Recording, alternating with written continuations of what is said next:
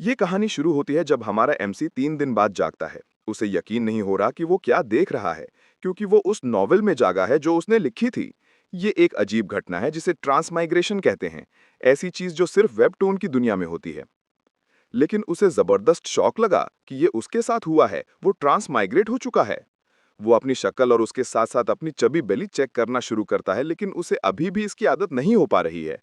चाहे वो कितनी बार भी अपनी आंखें साफ करने की कोशिश करे, उसके सामने वाला टेक्स्ट एकदम क्लियर लग रहा था, जो कंफर्म करता है कि वो सच में इस नॉवल की दुनिया में ट्रांसमाइग्रेट हो चुका है। और इतनी सारी चीजों में से वो एक बदनसीब साइड कैरेक्टर में ट्रांसमाइग्रेट हुआ है। एक ऐसा इंसान जिसे 9 साल बाद उसका अपना भाई ही मार देगा।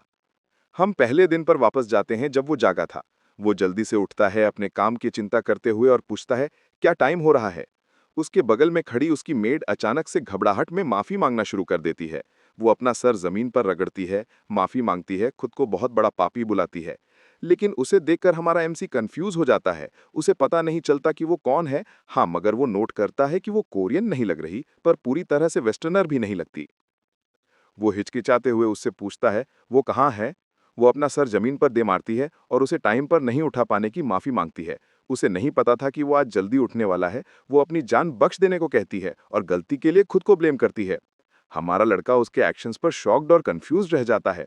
वो परेशान होकर पूछता है कि क्या वो ठीक है, जबकि वो आने वाले घरेलू हिंसा से डर जाती है और जोर से चिल्लाती है, बेग करती है कि उसे मारे नहीं।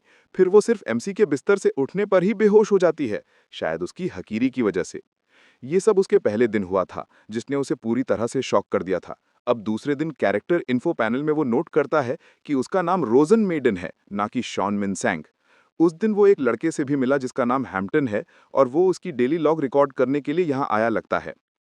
रॉसन सोचता है कि इसका क्या मतलब है, लेकिन हैम्पटन जल्दी करता है और माफी मांगता है, कहता है कि वो जल्दी से कर लेगा। वो हैम्पटन को लिखते हुए देखता है और उसे याद आता है कि ये क्या है।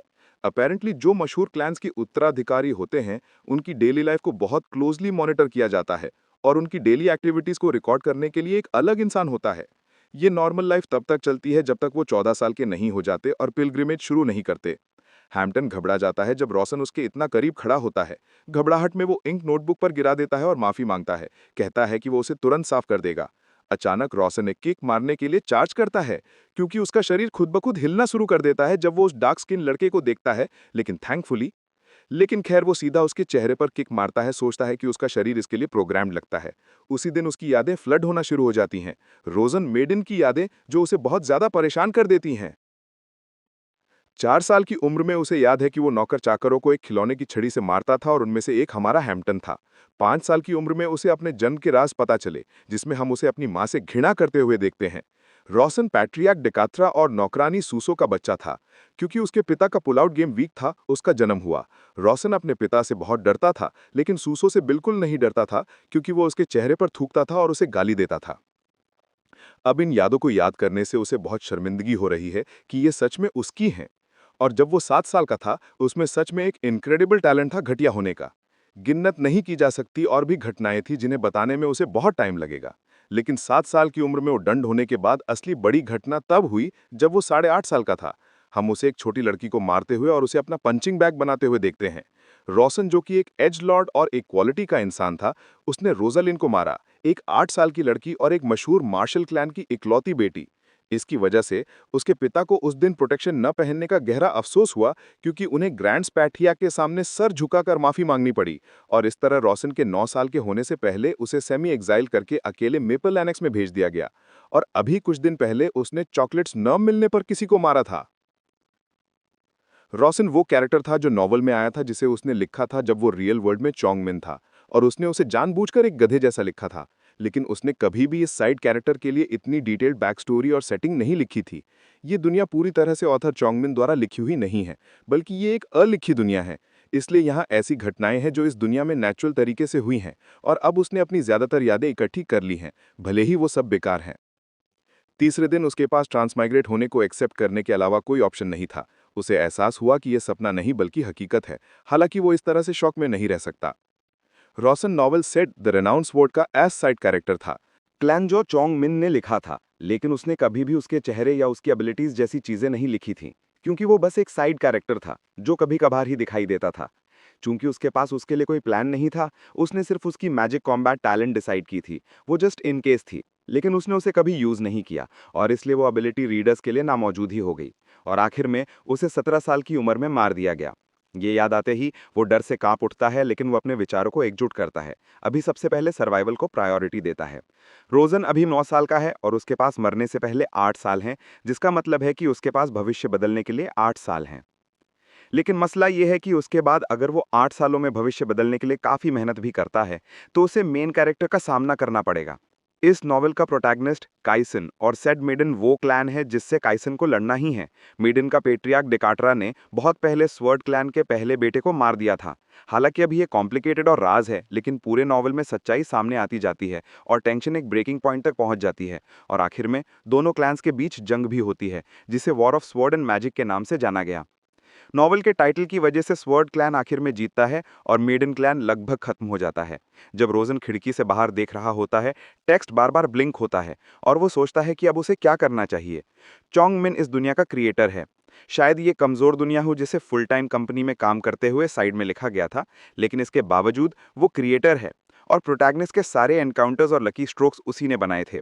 और उसे भविष्य भी पता है, तो जब तक वो ठीक से करता रहेगा, ये उसकी ओरिजिनल लाइफ जैसा हो सकता है। शायद वो उसे और बेहतर भी बना सकता है जो उसके पास पहले थी।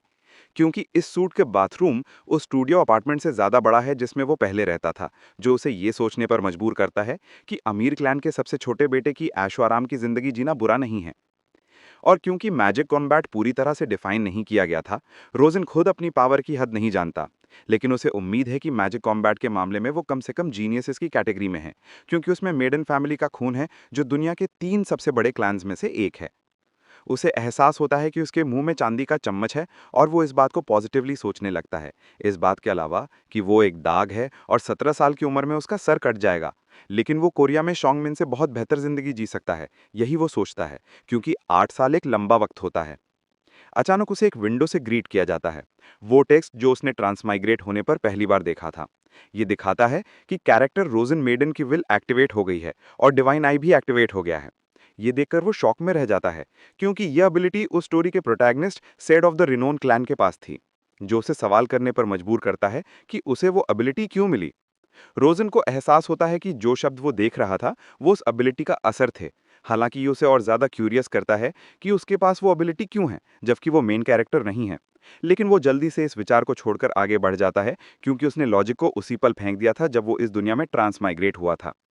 Said of the renowned clan एक मंचकिन नॉवल है, जिसमें मेन कैरेक्टर इतना ओवर पावर्ड है कि वो पूरा कॉन्टिनेंट डिस्ट्रॉय कर सकता है। और सिर्फ कॉन्टिनेंट ही नहीं, वो मंचकिन मेन कैरेक्टर नहीं होता अगर वो पूरा यूनिवर्स डिस्ट्रॉय नहीं कर पाता। लेकिन असली मसला यह है कि उसकी पावर मेडन फैमिली को डिस्ट्रॉय करने के लिए यूज होने वाली है। रोजन फिर एक सामने एक रिंग बनते हुए देखता है, लेकिन एक्चुअली वो उसे अपनी आंखों से नहीं देख रहा है। ये कुछ ऐसा है जैसे डिवाइन आए उसके शरीर की जांच कर रहा है। लेकिन उसे एक रिंग से वो हैरान होता है कि क्या ये शायद फर्स्ट सर्कल है। एक सर्कल एक मैनर रिंग होती है जो दिल के चारों तरफ बनती है। ये मैजिक यूज करने का एक जरूरी हिस्सा है, जो बैटरी की तरह काम करता है। और शॉन्ग सनमैन द्वारा लिखी गई दुनिया की सेटिंग में फर्स्ट सर्कल के लिए भी बहुत पढ़ाई और ट्रेनिंग की जरूरत होती है। एक हाईली एकेडमिक फील्ड जिसमें बहुत धैर्य और पैसा लगता है। और इस सब की वजह से रोजन नहीं सोचता कि उसने इतनी मुश्किल से ट्रेनिंग की होगी या उसमें इस तरह की चीज़ों को पढ़ने का धैर्य होगा, और ना ही उसे ऐसा करने की कोई याद है। वो सोचता है कि क्या ये अपने आप ही बन गया। लेकिन अचानक कोई दरवाजा खटखटाता है और रोजन को याद आता है कि इस वक्त हारा को होना चाहिए। वो पूछती है कि क्या वो एक पल के लिए अंदर आ सकती हैं, और रोजन उसे इजाजत दे देता है। लेकिन जैसे ही वो अंदर आती हैं, हम उसे अपना हाथ जमीन पर रखते हुए देखते हैं, जो रोजन को हैरान कर देता है। हम देखते हैं कि हारा एक्चुअली रोजन के सामने घुटने टेक कर बैठी है। रोजन को उस वक्त का एक और पल याद आता है, जब उसने उसे कहा था कि उसे आंख मिलाते वक्त घुटने टेक कर बैठो। ये याद आते ही रोजन इन घटिया नियमों पर घृणा और शर्मिंदगी से कांप उठता है। अचानक रोजन को कुछ दिखाई देता है और वो शॉक में रह जाता है। डिवाइन आय उसे दिखाता है कि हारा का मेन एट्रीब्यूट असासिन है, जो रोजन को सवाल करने पर मजबूर करता है कि एक यंग लड़की का मेन एट्रीब्यूट असासिनेशन कैसे हो सकता है, क्योंकि उसे ऐसे कुछ कहने की याद नहीं है। लेकिन रोजन भूल गया था कि इस नॉवल में क्रेजी वर्ल्ड है, जहां पावर और वायलेंस फैली हुई थी, बिल्कुल एक जंगली जंगल की तरह, जिसकी वजह से उसे एहसास हुआ कि किसी ने जानबूझकर उसके बगल में असैसिन को रखा था। और ये बात कि उन्होंने सबसे घटिया इंसान के बगल में एक यंग फीमेल असैसिन को रखा, वो ज़रूर वो लोग होंगे जो उत्तराधिकार के लिए लड़ रहे हैं। और इस क्रेजी वर्ल्ड में सिल्वर स्पून होने के बावजूद अगर वो मर गया तो सब खत्म हो जाएगा। लेकिन वो खुद को शांत करने की कोशिश करता है और एक नकली मुस्कुराहट लाने की कोशिश करता है। हालांकि वो अपना संयम नहीं रख पा रहा है, क्योंकि वो सोचता है कि हारा उसे मौका मिलते ही मार सकती है। अपनी यादों से वो सोचता है कि क्या हारा उस वक्त से एक्टिंग कर रही थी जब वो रोई थी और डरी हुई लग रही थी, जो कि बहुत संभव है। इस सब के साथ वो मान लेता है कि उसकी अब की घबराहट एक नकली नाटक है, जो उसकी डिवाइन आई भी बता रही है। वो अपना गला साफ करता है और उसे आवाज देता है, उसे उठने के लिए कहता है और उसे कुछ वर्डन चॉकलेट्स लाने को कहता है, जिस पर वो पहले सवाल करती है, जबकि असल में रोशन चाहता है कि वो बाहर चली जाए ताकि वो अपने विचार इकट्ठा कर सके। वो उस पर चिल्लाता है, पूछता है कि क्या वो उस पर सवाल उठा रही है, और वो जल्दी से भाग जाती है। कहती है कि वो तुरंत वो सब ला देगी।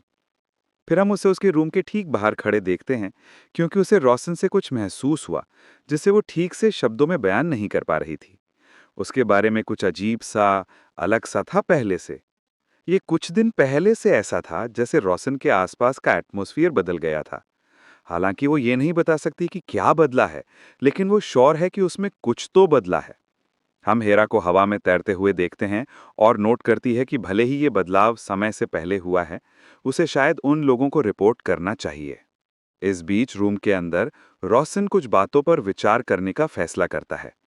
रोशन मेडन, अब वो को मेपल एनेक्स में एग्जाइल कर दिया गया है। लगता है उसे पूरी तरह से अपने पिता की नज़र से और उत्तराधिकार की लाइन से बाहर धकेल दिया गया है। उसे लगता है कि मैजिक क्लैन में उत्तराधिकार का कैंडिडेट बनने का उसके पास कोई चांस नहीं है। लेकिन उसके मामले में ये एक ब्लेसिंग है, क्योंकि मैजिक क्लैन का स्वॉर्ड क्लैन से लड़ने में ऑलमोस्ट एंटागनिस्टिक रोल है। और फिलहाल जिंदा रहने के लिए वो एक नॉर्मल इंसान की तरह एक्ट करने का प्लान करता है। और शुक्रिया, इस नॉवल का क्रिएटर होने के नाते उसके पास मेन कैरेक्टर की पावर है और उसे भविष्य और अपनी किस्मत भी पता है, साथ ही एंशिएंट आर्टिफैक्ट्स की लोकेशन भी। तो वो फैसला करता है कि उसे उत्तराधिकार की लड़ाई में हिस्सा लेना चाहिए। अगर वो ऐसा नहीं करेगा तो उसे मेडन फैमिली का कचरा माना जाएगा। हालांकि वो लड़ाई में तभी शामिल हो पाएगा जब वो 10 साल का हो जाएगा। पहले वाला रोशन 10 के बाद बेवकूफ़ी से एक्ट करता और 17 साल की उम्र में इस दुनिया से चला जाता। लेकिन उसके यहाँ होने से वो बिना पैसों की चिंता किए जो चाहे खा सकता है, हर जगह घूम सकता है और पहले के विपरीत एक फ्री और लग्जरियस जिंदगी जी सकता है। और उसके लिए बस उसे बीच में अपनी जगह सुरक्षित करनी है और वो ठीक होगा। और अपेरेंटली उसने ऐसा पहले भी कई बार किया है, क्योंकि ये कोरियन मिलिट्री का कोड ऑफ कॉन्डक्ट है। और इस तरह उसने साफ कर लिया है कि उसे कैसे एक्ट करना चाहिए और इस दुनिया में जिंदा रहने के लिए उसे क्या करना चाहिए। फिर उसे एक मैसेज मिलता है कि उसकी डिवाइन आई का इफेक्ट माना की कमी की वजह से खत्म हो गया है। और एक बार फिर हारा उसके दरवाजे पर दस्तक देती है, उससे माफी मांगती है। वो परेशान होकर बताती है कि वो वर्डन चॉकलेट्स नहीं ला सकी क्योंकि उन्हें मिलना बहुत मुश्किल होता है। रोशन उसे कहता है कि कोई बात नहीं है, क्योंकि उसे असल में चॉकलेट नहीं चाहिए थी, बस थोड़ा वक्त चाहिए था। हारा सोचती है कि उसने गलत सुना और दोबारा पूछती है, लेकिन रोशन एक बार फिर उसे कहता है कि कोई बात नहीं है तो उसे चली जाना चाहिए। रोशन ऐसा एक्ट कर रहा है क्योंकि फिलहाल उसे अपना घटिया एक्ट बरकरार रखना है, लेकिन मॉडरेट अमाउंट में। लेकिन जिस चीज को वो असल में क्रीपी मानता है वो ये कि हारा के कदमों की आवाज पूरी तरह से शांत है। वो फिर एक बार उससे वर्डन चॉकलेट्स के बारे में पूछने की कोशिश करती है और इस बार रोशन उस पर चिल्लाता है, चले जाने को कहता है और वो तुरंत चली जाती है, जबकि उसे हैव अ नाइस डे बोलती है। हारा परेशान हो जाती है ये सुनकर कि रोशन ने उसे क्या कहा, और वो सोच विचार में उलझ जाती है। लेकिन उसे याद आता है कि रोशन ने उसे क्या कहा। हालांकि उसे यकीन नहीं होता, क्योंकि उसे एक ऐसा इंसान होना चाहिए था जो चॉकलेट के लिए पागल हो जाता। इसलिए वो उसे थोड़ा और ऑब्जर्व करने का फैसला करती है। फिर वो रिपोर्ट करना या न करने का फैसला करेगी। अब एक हफ्ता आगे बढ़ाते हैं। एनेक्स के बाहर वह हैम्पटन को रेडी होने को कहता है। हैम्पटन ये सुनकर कंफ्यूज्ड हो जाता है और रोशन समझाता है कि वो ट्रेनिंग एनेक्स जा रहे हैं। हैम्पटन पहले हैरान हो जाता है, लेकिन रोशन के चिल्लाने के बाद तुरंत अपॉइंटमेंट लेने भाग जाता है। इतने सारे विचार आने के बावजूद उसने हर हफ्ते इन सबको मोटा मोटी सुलझा लिया था। सबसे पहले जिंदा रहने के लिए उसे उत्तराधिकार की लड़ाई में शामिल होना था और एक ठीक ठाक इंसान की तरह एक्ट करना था। दूसरा, उसे ठीक से एक्ट करते हुए बहुत मेहनत से ट्रेनिंग करनी थी। और आखिर में उसे हर कीमत पर जिंदा रहना था और इंडिपेंडेंट बनना था। और ये सब करने के लिए एक ज़रूरी चीज़ थी जिसे उसे कंफर्म करना था, जो फर्स्ट सर्कल, मैजिक, कॉम्बैट और डिवाइन आई थे जो रोशन के पास थे। जैसा कि अपनी एबिलिटीज़ को टेस्ट करने का दिन आखिरकार आ गया था, तो हैम्पटन जल्दी से ट्रेनिंग सेंटर की तरफ भागना शुरू करता है। कहता है कि यंग मास्टर बदल गया है। उसे लगता है कि ये बात नहीं है कि उसे चोट लगे क्योंकि रोशन ने उसे मारा था, बल्कि ये वो चीज़ है जिसके लिए उसे अफसोस होना चाहिए।